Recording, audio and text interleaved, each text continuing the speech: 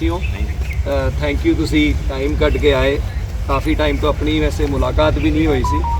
Mayor साहब का, deputy साहब का, मोहन जी का, सारे काउंसलर्स जिहड़े आए हुए उन्हों का धन्यवाद साडी टीम का।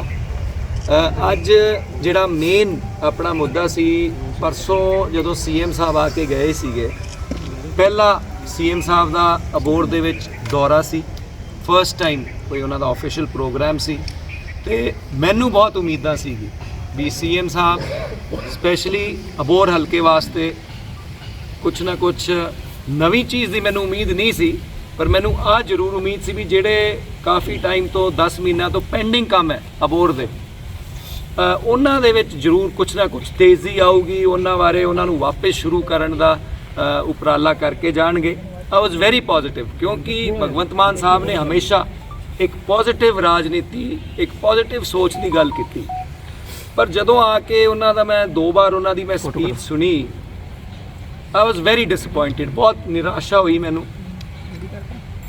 उस तो ज़्यादा निराशा मैनू आ भी हुई भी जिहड़ी आम आदमी पार्टी की लोकल यूनिट, उन्होंने भी कोई अबोहर की गल नहीं रखी।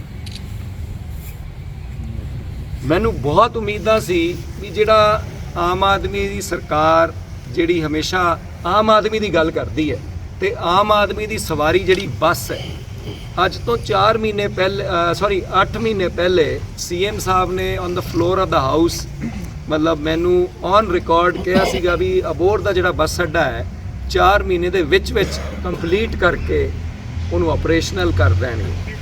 अज 8 महीने हो गए। मैनू बहुत उम्मीद सी भी ओहदी अनाउंसमेंट तो जरूर करके जाएंगे भी अज असी काम शुरू कर रहे हैं, बट जिवें मैं कह रहा वेरी डिसअपॉइंटेड, बहुत निराशा हुई। बस अड्डे का भी कोई मैंशन नहीं सी जिहड़ी एक आम आदमी की सवारी है। काम ऑन रिकॉर्ड अज 8 महीने हो चुके, काम शुरू भी नहीं होया। आम आदमी की जिहड़ी लोकल यूनिट है उन्होंने चलो नहीं अबोहर के मुद्दे रखे, मैनू नहीं पता क्यों, या तो कोई उन्होंने कोई सीएम साहब तो डर सीगा या कोई आई डोंट नो। लेकिन एक सीएम साहब एक और गल करके गए सीगे। सीएम साहब ने कहा भी करप्शन की उन्होंने जिक्र किया सी कि कोई किसी पार्टी का नुमाइंदा होए, किसी पार्टी नाल जुड़िया होए, corruption will not be tolerated. तो आम आदमी का हमेशा रहा जीरो टॉलरेंस। बहुत वधिया गल है, जीरो टॉलरेंस फॉर करप्शन होनी चाहिए, चाहे कोई भी हो, किसी पार्टी नाल संबंध रखता होए। तो मैं भगवंत मान साहब नूं आ भी कहना चाहूँगा, आम आदमी पार्टी के प्रधान साहब नूं भी कहना चाहूँगा भी इत्थे भी थोड़ा जा प्लीज़ चैक कराया जाए, क्योंकि अबोहर दे विच काफ़ी टाइम तो बहुत एक मेरे को चिट्ठी है जिहड़ी कि चरणजीत सिंह हैगे है, उन्होंने विजय सांपला जी जिहड़े SC चेयरमैन, SC कमीशन के चेयरमैन है ऑल इंडिया के, उन्होंने एक चिट्ठी लिखी गई है, काफ़ी टाइम तो चिट्ठी घूम रही है। उहदे विच वो बाय नेम लैके उन्होंने कुछ आम आदमी पार्टी के आगू है भी उन्होंने उत्ते इल्ज़ाम लाया है, मतलब भी उन्होंने मैं पैसे दिते। कुछ रिकॉर्डिंग्स घूम रही है, तुसीं भी सुनी होनी है, मैं सुनी है। तो आई होप भगवंत मान साहब करप्शन दे विच there will be zero tolerance. कुछ टाइम पहले इत्थे किन्नू दी जिहड़े छोटी गड्डियां सी उन्हां तो वसूली की कई दिन वसूली चली, ओहदी भी गहराई तक सरकार नहीं गई भी की दी शह ते ये सब होया। ते उम्मीद है भी जीरो करप्शन दे विच सारिਆਂ ਨੂੰ एक नज़र नाल वेखिया जाऊगा। मैनू उम्मीद सी कमिश्नर दे साडे फुल टाइम कमिश्नर दी, मेयर साहब बैठे है, एक फुल टाइम कमिश्नर की 6 महीने तो साडी डिमांड है, क्योंकि जिवें सारिਆਂ ਨੂੰ पता है अबोहर दे काम पिछले 8 महीनों तो they have come to a standstill. बहुत अद्धे काम बंद हो चुके हैं, एक उन्हां दी गति भी बहुत काम की स्पीड कम हो चुकी है। तो मैनू उम्मीद सी क्योंकि काफ़ी टाइम तो साडा डिमांड है, साडी टीम का, काउंसलर्स का, सारिਆਂ दा डिमांड है एक फुल टाइम कमिश्नर सानू चाहिए। तो आ डिमांड इस करके सीगा कि अगर जो फुल टाइम कमिश्नर होगा, क्योंकि इस तो DC साहब को चार्ज है, उन्होंने को और भी बहुत जिम्मेदारियां, तो इन्ना टाइम अबोहर नूं नहीं दे पाते, नैचुरल गल है। तो फुल टाइम कमिश्नर जे होंदा तो काफ़ी उहदे नाल फर्क पैंदा, क्योंकि जे एक सीनियर अफसर 24 आवर्स इत्थे मौजूद होंदा तो निगरानी ज़्यादा होंदी, तो ऑनगोइंग जिहड़े काम चल भी रहे उन्हां दे विच काफ़ी असीं स्पीड अप कर सकते सी, वो आप अपना एफर्ट करते। ये बारे भी CM साहब ने कोई गल नहीं की। मैनू उम्मीद सी CM साहब हमेशा आम आदमी की गल्लां करते सी, उन्होंने बहुत जत्थेबंदियां नूं टाइम दिता होया सी मुलाकात करन दा, ਲੇਕਿਨ ਉਹਨਾਂ ਨੂੰ ਕਈ ਘੰਟੇ ਬਿਠਾ ਕੇ ਉਹਨਾਂ ਨਾਲ ਵੀ ਕੋਈ ਮੁਲਾਕਾਤ ਨਹੀਂ ਹੋਈ। I was disappointed schools of eminence education ਦੇ ਉੱਤੇ, ਐਜੂਕੇਸ਼ਨ ਐਂਡ ਹੈਲਥ ਦੇ ਉੱਤੇ ਆਮ ਆਦਮੀ ਪਾਰਟੀ ਨੇ ਬਹੁਤ ਡਿਊਰਿੰਗ ਇਲੈਕਸ਼ਨ ਹਮੇਸ਼ਾ ਉਹਨਾਂ ਦਾ ਫੋਕਸ ਰਿਹਾ। ਬਹੁਤ ਵਧੀਆ ਗੱਲ ਹੈ, ਫੋਕਸ ਹੋਣਾ ਵੀ ਚਾਹੀਦਾ।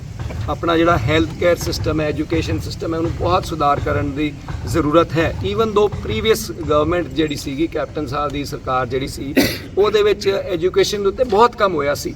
ਉਹਦਾ ਨਤੀਜਾ ਸੀ ਵੀ ਪੰਜਾਬ ਦੇ ਸਕੂਲਾਂ ਨੇ ਮਤਲਬ ਹਿੰਦੁਸਤਾਨ ਦੇ ਵਿੱਚ ਜਦੋਂ 2 ਲਗਾਤਾਰ ਰੈਂਕਿੰਗਸ ਆਈ, ਕਾਫੀ ਸੁਧਾਰ ਕੀਤਾ। ਲੇਕਿਨ ਯੈਸ, ਸੁਧਾਰ ਕਰਨ ਦੀ ਹਮੇਸ਼ਾ ਜ਼ਰੂਰਤ ਹੁੰਦੀ ਹੈ। ਐਂਡ ਅਨਆਫੀਸ਼ੀਅਲੀ, ਆਫੀਸ਼ੀਅਲ ਲਿਸਟ ਕੋਈ ਨਹੀਂ ਆਈ, 4 ਸਕੂਲ ਆਫ ਐਮੀਨੈਂਸ ਸੀਐਮ ਸਾਹਿਬ ਨੇ ਕਿਹਾ ਸੀਗਾ ਵੀ ਹਰ ਹਲਕੇ ਨੂੰ ਇੱਕ ਸਕੂਲ ਦਿੱਤਾ ਜਾਊਗਾ। ਮੈਨੂੰ ਉਮੀਦ ਹੈ, ਨਿਰਾਸ਼ਾ ਇਸ ਕਰਕੇ ਹੈ ਵੀ ਆਪਣੇ ਜ਼ਿਲ੍ਹੇ ਦੇ ਵਿੱਚ 4 ਜਿਹੜੇ ਅਨਆਫੀਸ਼ੀਅਲ ਤਾਂ ਚਲੋ ਕਿਉਂਕਿ ਲਿਸਟ ਨਹੀਂ ਆਈ, ਲੇਕਿਨ 4 ਸੰਡੇ ਨੂੰ ਪ੍ਰੋਗਰਾਮ ਵੀ ਸੀਗਾ, ਸਾਰੇ ਪ੍ਰਿੰਸੀਪਲਸ ਨੂੰ ਬੁਲਾਇਆ ਗਿਆ ਸੀਗਾ। ਤੇ ਆਪਣੇ ਜ਼ਿਲ੍ਹੇ ਦੇ ਵਿੱਚ 2 ਜਲਾਲਾਬਾਦ ਹਲਕੇ ਦੇ, 1 ਫਾਜ਼ਿਲਕਾ ਦਾ ਤੇ 1 ਬਲਵਾਣਾ ਦਾ, 4 ਪ੍ਰਿੰਸੀਪਲਸ ਨੂੰ ਉੱਥੇ ਬੁਲਾਇਆ ਗਿਆ ਸੀਗਾ ਕਿ ਤੁਹਾਡੇ 4 school of eminence. I am sure ਅੱਗੇ ਅਬੋਹਰ ਦਾ ਵੀ ਨੰਬਰ ਆਊਗਾ, ਬਟ ਮੈਂ ਉਮੀਦ ਕਰਦਾ ਸੀ ਵੀ ਅਬੋਹਰ ਆਏ ਸੀ, ਅਬੋਹਰ ਦੇ ਵਿੱਚ ਪ੍ਰੋਗਰਾਮ ਸੀਗਾ ਉਹਨਾਂ ਦਾ ਸੀਐਮ ਸਾਹਿਬ ਦਾ, ਤੇ ਅਬੋਹਰ ਜੇ ਅਨਾਉਂਸ ਹੁੰਦਾ, ਅਬੋਹਰ ਦੇ ਪ੍ਰਿੰਸੀਪਲ ਨੂੰ ਕਿਸੇ ਵੀ ਸਕੂਲ ਦੇ ਬੁਲਾਇਆ ਜਾਂਦਾ ਉੱਥੇ, ਤੇ ਮੈਨੂੰ ਬਹੁਤ ਚੰਗਾ ਲੱਗਦਾ, ਵਧੀਆ ਲੱਗਦਾ, ਅਬੋਹਰ ਦੇ ਲੋਕਾਂ ਨੂੰ ਵਧੀਆ ਲੱਗਦਾ। ਐਂਡ ਆਈ ਐਮ ਡਿਸਅਪੋਇੰਟਡ, ਮੈਨੂੰ ਨਿਰਾਸ਼ਾ ਹੈ ਆਮ ਆਦਮੀ ਦੀ ਲੋਕਲ ਯੂਨਿਟ ਤੋਂ ਵੀ ਉਹਨਾਂ ਨੇ ਇਹ ਮੁੱਦਾ ਕਿਉਂ ਨਹੀਂ ਉਠਾਇਆ। ਕਿਉਂਕਿ ਤੁਸੀਂ ਅਬੋਹਰ ਆਏ ਹੋ, ਸਾਡੇ ਘਰ ਆਏ ਸੀ, ਤੇ ਜੇ ਅਬੋਹਰ ਅਨਾਉਂਸ ਕਰ ਦਿੰਦੇ ਸਕੂਲ ਆਫ ਐਮੀਨੈਂਸ, 1 ਦੀ ਬਜਾਏ 2 ਦੇ ਜਾਂਦੇ, ਕਿੰਨੀ ਮਤਲਬ ਅਬੋਹਰ ਹਲਕੇ ਦੇ ਵਿੱਚ ਖੁਸ਼ੀ ਹੁੰਦੀ, ਕ੍ਰੈਡਿਟ ਮਾਨ ਸਾਹਿਬ ਨੂੰ ਮਿਲਣਾ ਸੀਗਾ। ਸੋ ਆਈ ਐਮ ਵੈਰੀ ਡਿਸਅਪੋਇੰਟਡ। ਉਹਦੇ ਇਲਾਵਾ ਮੈਂ ਮੰਨਣਾ ਹੈ ਵੀ ਆਮ ਆਦਮੀ ਦੀ ਜਿਹੜੀ ਸਰਕਾਰ ਹੈ, ਅਨਾਉਂਸਮੈਂਟਸ ਦੇ ਵਿੱਚ ਕਈ ਵਾਰੀ ਬਹੁਤ ਜਲਦਬਾਜ਼ੀ ਕਰ ਜਾਂਦੀ ਹੈ। ਅੱਜ ਤੋਂ 10 ਦਿਨ ਪਹਿਲੇ ਆਮ ਆਦਮੀ ਦੀ ਪਾਰਟੀ ਦੀ ਇੱਕ ਲੋਕਲ ਯੂਨਿਟ ਨੇ ਪ੍ਰੈਸ ਰਿਲੀਜ਼ ਦਿੱਤੀ ਸੀ ਵੀ ਅਸੀਂ 8 ਡਾਕਟਰਸ ਲੈ ਕੇ ਆ ਗਏ ਜੀ, ਉਹਨਾਂ ਦੀ ਨਿਯੁਕਤੀ ਕਰਾਤੀ ਅਸੀਂ ਅਬੋਹਰ ਦੇ ਵਿੱਚ। ਅੱਜ ਸਵੇਰੇ ਤੱਕ 1 ਡਾਕਟਰ ਦੀ ਜੁਆਇਨਿੰਗ ਹੋਈ ਹੈ ਸਿਰਫ। ਐਂਡ ਉਹ ਵੀ ਜਿਹੜੇ ਡਾਕਟਰ ਦੀ ਜੁਆਇਨਿੰਗ ਹੋਈ ਹੈ, ਉਹ ਡਾਕਟਰ ਸਾਹਿਬ ਆਲਰੇਡੀ ਇੱਥੇ ਅਬੋਹਰ ਦੇ ਵਿੱਚ ਸਟੇਸ਼ਨਡ ਸੀਗੇ, ਉਹ ਟ੍ਰੇਨਿੰਗ ਵਾਸਤੇ ਗਏ ਹੋਏ ਸੀ। ਸੋ ਮਤਲਬ ਮੈਂ ਇੱਕ ਵਾਰੀ ਫੇਰ ਸਰਕਾਰ ਨੂੰ ਕਹਿਣਾ ਚਾਹੁੰਦਾ ਵੀ ਅਗਰ ਚੰਗਾ ਕੰਮ ਕਰੋਗੇ ਐਂਡ ਉਸੇ ਹੈਲਥ ਦੇ ਨਾਲ ਰਿਲੇਟਡ, ਤੁਸੀਂ ਪਿਛਲੇ 2 ਦਿਨ ਤੋਂ ਤੁਸੀਂ ਸਾਰਿਆਂ ਨੇ ਖਬਰ ਪੜ੍ਹੀ ਹੋਣੀ ਹੈ, ਪੰਜਾਬ ਦੇ ਸਾਰੇ ਵੱਡੇ ਅਖਬਾਰਾਂ ਨੇ ਖਬਰ ਲਾਈ ਸੀ ਵੀ 26 ਜਨਵਰੀ ਨੂੰ 500 ਆਮ ਆਦਮੀ ਕਲੀਨਿਕਸ ਅਨਾਉਂਸ ਕਰਨਗੇ। ਦਿਖਾਇਆ ਕੀ ਜਾ ਰਿਹਾ ਹੈ ਵੀ ਅਸੀਂ 500 ਨਵੀਂ ਕਲੀਨਿਕਸ ਬਣਾ ਰਹੇ, ਆਮ ਆਦਮੀ ਕਲੀਨਿਕਸ। ਵਧੀਆ ਗੱਲ ਹੈ, ਕਲੀਨਿਕਸ ਆਪਾਂ ਨੂੰ, ਜਿਵੇਂ ਮੈਂ ਕਿਹਾ, ਹੈਲਥ ਕੇਅਰ ਜਿਹੜੀ ਹੈ ਉਹਨੂੰ ਇੰਪਰੂਵ ਕਰਨ ਦੀ ਜ਼ਰੂਰਤ ਹੈ। ਪਰ ਜੇ ਮੈਂ ਅਬੋਹਰ ਦੀ ਗੱਲ ਕਰਾਂ, ਮੈਂ ਉਦਾਹਰਣ ਦੇਣਾ ਚਾਹੂੰਗਾ ਵੀ ਆਪਣੇ ਪਟੇਲ ਪਾਰਕ ਤੇ ਜੇਪੀ ਪਾਰਕ ਜਿਹੜੇ ਹੁਣ ਆਮ ਆਦਮੀ ਕਲੀਨਿਕ 26 ਜਨਵਰੀ ਨੂੰ ਬਣਨਗੇ, ਉਹ ਕਮਿਊਨਿਟੀ ਹੈਲਥ ਸੈਂਟਰਸ ਹੈ, ਉਹਨਾਂ ਦਾ ਸਿਰਫ ਨਾਂ ਚੇਂਜ ਕੀਤਾ ਜਾਊਗਾ। ਯੈਸ, ਕੁਝ ਫੈਸਿਲਿਟੀਜ਼ ਵਧੂਗੀ, ਚੰਗੀ ਗੱਲ ਹੈ, ਵਧਣਾ ਵੀ ਚਾਹੀਦਾ। ਲੇਕਿਨ ਜਿਸ ਗੱਲ ਦੀ ਮੈਂ ਗੱਲ ਕਰਨਾ ਚਾਹ ਰਿਹਾ, ਹੈਲਥ ਸੈਕਟਰੀ ਜਿਹੜੇ ਸੀਗੇ, ਉਹਨਾਂ ਨੇ ਪਰਸੋਂ ਜਿੰਨਾ ਪ੍ਰੋਜੈਕਟ ਸੀਗਾ 500 ਕਲੀਨਿਕਸ ਨੂੰ rename health community health centres, ਜਿਹੜੇ ਹੈਲਥ ਕੇਅਰ ਸੈਂਟਰਸ ਸੀਗੇ, ਉਹ ਜਿਹੜੇ ਉਹਨਾਂ ਨੂੰ ਆਮ ਆਦਮੀ ਕਲੀਨਿਕ ਬਣਾ ਦਿੱਤਾ ਜਾਊਗਾ। ਇਹਦੇ ਉੱਤੇ 10 ਕਰੋੜ ਦਾ ਖਰਚਾ, ਇਹ ਸਰਕਾਰੀ ਆંકੜੇ। ਲੇਕਿਨ ਆਮ ਆਦਮੀ ਪਾਰਟੀ ਸਰਕਾਰ ਨੇ ਇਸ 10 ਕਰੋੜ ਦਾ ਜਿਹੜਾ ਖਰਚਾ ਕਰਕੇ 500 ਕਲੀਨਿਕ ਇਹਨਾਂ ਨੇ ਬਣਾਣੀ ਸੀ, ਉਹਦੀ ਮਸ਼ਹੂਰੀ ਕਰਨ ਵਾਸਤੇ 30 ਕਰੋੜ ਰੁਪਏ ਦੀ ਉਹਨਾਂ ਨੇ ਮਹਿਕਮੇ ਨੂੰ ਉਹਨਾਂ ਨੇ ਅਰਜ਼ੀ ਦਿੱਤੀ।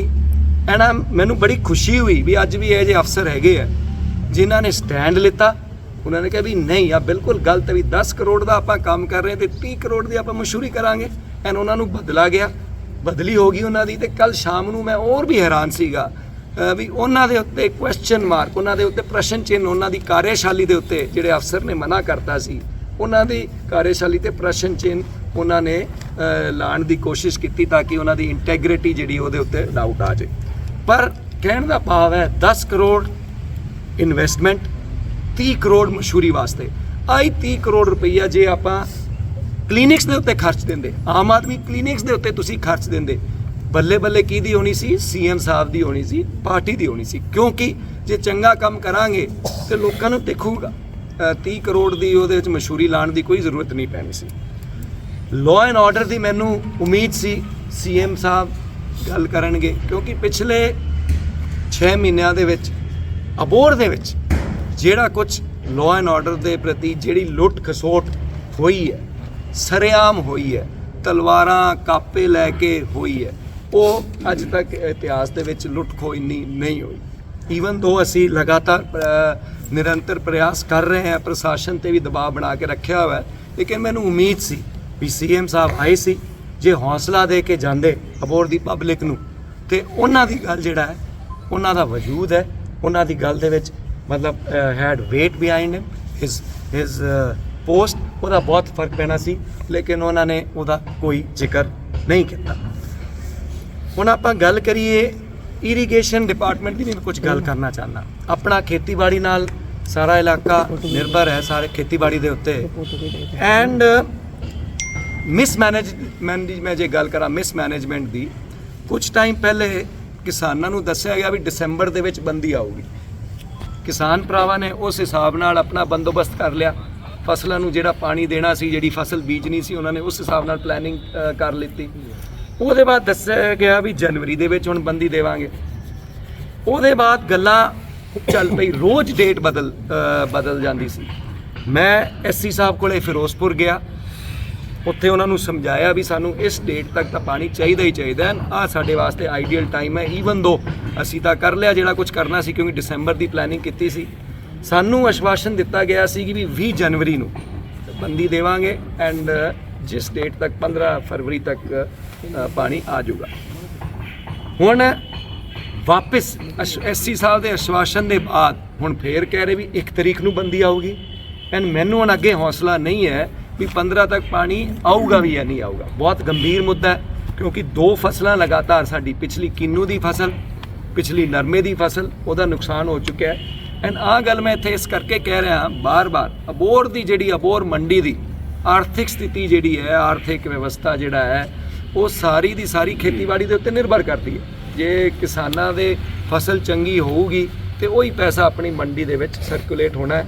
ਐਂਡ ਮੈਨੂੰ ਉਮੀਦ ਸੀ ਵੀ ਸੀਐਮ ਸਾਹਿਬ ਇਹਦੇ ਬਾਰੇ ਕੁਝ ਨਾ ਕੁਝ ਹੌਸਲਾ ਦੇ ਕੇ ਜਾਂਦੇ, ਕਿਸਾਨ ਵੀਰਾਂ ਨੂੰ ਆਸ਼ਵਾਸਨ ਦੇ ਕੇ ਜਾਂਦੇ, ਬਟ ਉਹਨਾਂ ਨੇ ਕੋਈ ਇਸ ਤਰੀਕੇ ਦੀ ਗੱਲ ਨਹੀਂ ਕੀਤੀ। ਸੋ ਵਾਂਸ ਅਗੇਨ ਜਿਹੜਾ ਮੇਨ ਮੁੱਦੇ ਸੀਗੇ,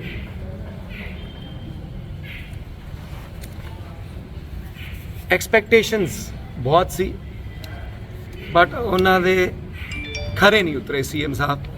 ਇਸ ਕਰਕੇ ਮੈਂ ਆਮ ਆਦਮੀ ਪਾਰਟੀ ਦੀ ਲੋਕਲ ਯੂਨਿਟ ਨੂੰ ਵੀ ਇੱਕ ਵਾਰ ਕਹਿਣਾ ਚਾਹੂੰਗਾ, ਥੋੜਾ ਜਿਹਾ ਆਵਾਜ਼ ਉਠਾਓ, ਤੇ ਜੇ ਤੁਹਾਡੀ ਕੋਈ ਨਹੀਂ ਸੁਣਦਾ, ਤੁਹਾਨੂੰ ਤੁਹਾਡੀ ਗੱਲ ਤੇ ਗੌਰ ਨਹੀਂ ਕਰਦੇ, ਤੁਹਾਨੂੰ ਉੱਥੇ ਕੋਈ ਸੀਰੀਅਸਲੀ ਨਹੀਂ ਲੈਂਦਾ, ਮੈਂ ਤਾਂ ਲਗਾਤਾਰ ਭੱਜ ਦੌੜ ਕਰਦਾ ਹੀ ਹਾਂ।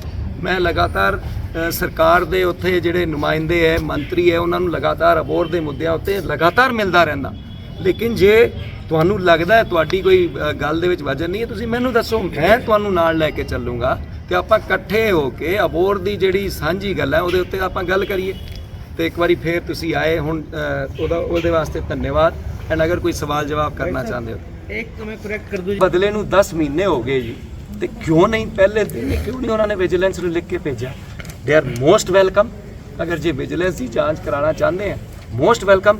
ਪਹਿਲੀ ਗੱਲ ਤਾਂ ਵਿਜੀਲੈਂਸ ਨੂੰ ਕਿਉਂ, ਕਮਿਸ਼ਨਰ ਹੈਗੇ ਹੈ, ਸਰਕਾਰ ਤੁਹਾਡੀ ਹੈ, ਤੇ ਕਮਿਸ਼ਨਰ ਨੂੰ ਕਹੋ। 2 ਕਮਿਸ਼ਨਰ ਚੇਂਜ ਹੋ ਚੁੱਕੇ ਹੁਣ ਤਾਂ, ਜਦੋਂ ਦੀ 3 ਸਰਕਾਰ ਜਦੋਂ ਦੀ ਬਣੀ ਹੈ, ਹੁਣ ਤੀਜੇ ਕਮਿਸ਼ਨਰ ਆ ਗਏ।